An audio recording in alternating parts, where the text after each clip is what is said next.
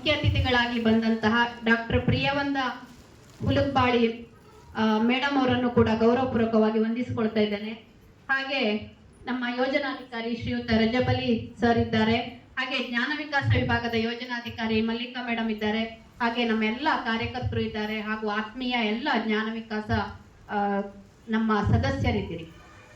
ನನಗೆ ಒಂದು ವಿಷಯ ಏನು ಹೇಳಲಿಕ್ಕೆ ಹೇಳಿದ್ದಾರೆ ಅಂದ್ರೆ, ಮಹಿಳಾ ಸಬಲೀಕರಣದಲ್ಲಿ ಸ್ವಸಹಾಯ ಸಂಘಗಳ ಪಾತ್ರ ಅಂತ ಒಂದು ವಿಷಯ ಕೊಟ್ಟಿದ್ದಾರೆ. ಈಗ ಎಲ್ಲರೂ ಖುಷಿಯಿಂದ ಬಂದಿದ್ದೀರಲ್ಲ. ಮೊನ್ನೆ ಪದಾಧಿಕಾರಿಗಳ ಸಭೆಗೂ ತುಂಬಾ ಜನ ಬಂದಿದ್ರಿ. ನಮ್ಮ ಜ್ಞಾನ ವಿಕಾಸದಲ್ಲಿದ್ದವರೇ ಪದಾಧಿಕಾರಿಗಳು ಕೂಡ ಕೆಲವೊಬ್ರು ಇದ್ದಾರೆ. ಹಾಗೆ ಈಗ 2 ದಿನದಿಂದ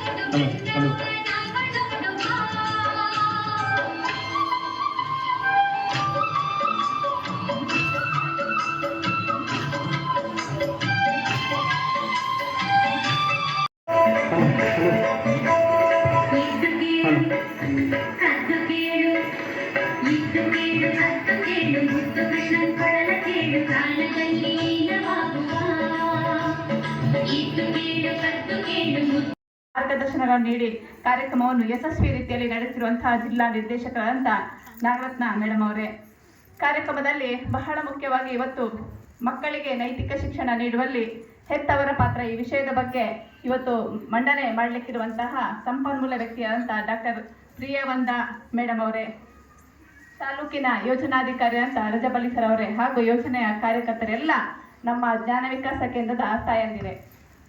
ವಿಶೇಷವಾಗಿ ಮಾತೃಶ್ರೀ ಹೇಮಾವತಿ ಅಮ್ಮನವರು ಜ್ಞಾನ ವಿಕಾಸ ಅನ್ನುವಂತಹ ಕಾರ್ಯಕ್ರಮವನ್ನು ಮಹಿಳಾ ಸಬಲೀಕರಣಕ್ಕೋಸ್ಕರ ತಂದಿರುವಂಥದ್ದು. ಒಬ್ಬ ಮಹಿಳೆಯನ್ನು ಶಿಕ್ಷಣವಂತರನ್ನಾಗಿ ಮಾಡಿದಾಗ ಇಡೀ ಕುಟುಂಬ ಶಿಕ್ಷಣವಂತ ಕುಟುಂಬ ಆಗ್ಬೋದನ್ನುವಂಥ ನಿರೀಕ್ಷೆಯೊಂದಿಗೆ ಈ ಕಾರ್ಯಕ್ರಮವನ್ನು 1993 ತೊಂದರೆ ಇಲ್ಲ. ಈಗ ನಮ್ಮ ಹೆಣ್ಮಕ್ಳು ಕೂಡ ಬೇಗ ಮೆಚೂರ್ ಆಗ್ತಿದ್ದಾರೆ.